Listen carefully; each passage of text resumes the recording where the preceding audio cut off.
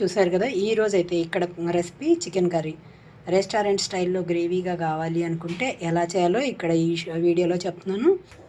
ఈరోజైతే ఇక్కడ chicken curry కోసం చికెన్ 1/2 kg తీసుకున్నాను. ఇందులోకి ఉల్లిపాయ పెద్దది ఒకటి, పచ్చిమిరపకాయలు 2, టమాటో ఇవి 3 మిక్సీ జార్లో వేసి గ్రైండ్ చేసుకుంటున్నాను.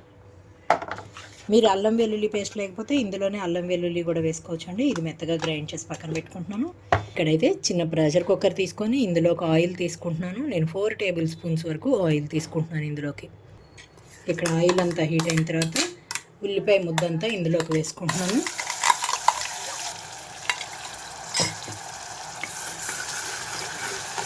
రెండు నిమిషాలు పచ్చివాసన పోయేదాకా వేయించుకుంటున్నాను. ఇందులోని అల్లం వెల్లుల్లి పేస్ట్ కూడా వేస్తున్నాను.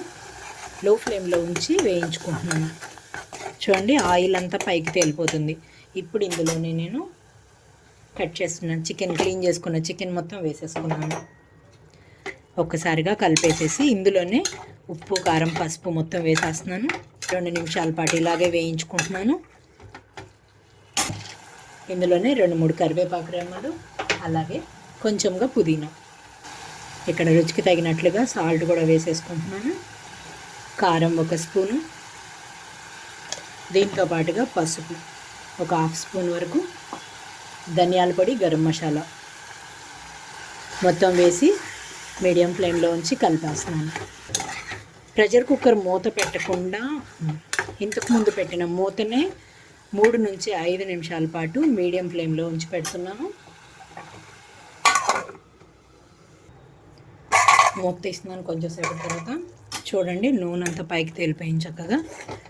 ముక్క అంతా కూడా నీసు వాసన పోయేలాగా, అంటే మనకి పచ్చిదనం పోయింది.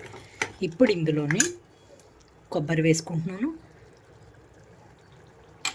కొబ్బరి వేసాక కూడా వెంటనే మూత పెట్టకుండా 1 నిమిషం పాటు వేయించుకుంటున్నాను.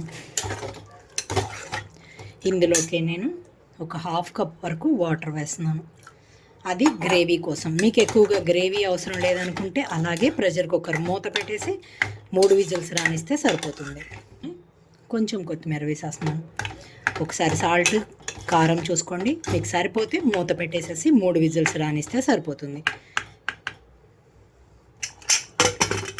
3 విజిల్స్ వచ్చాక స్టవ్ ఆఫ్ చేస్తున్నాను. ఇక్కడైతే మూత తీస్తున్నాను. చూడండి, ఆవిరంతా అయిపోయాక చికెన్ గ్రేవీ చక్కగా వచ్చేసింది. ఇక్కడ రైస్, చపాతీ, పుల్కా, బగారా రైస్, అలాగే కొబ్బరి అన్నం, బిర్యానీ, ప్లెయిన్ బిర్యానీ ఏటిల్లోకైనా సూపర్ కాంబినేషన్ అనమాట. కొంచెంగా కొత్తిమీర వేసేసి సర్వింగ్ బౌల్లోకి తీసుకుంటున్నాను.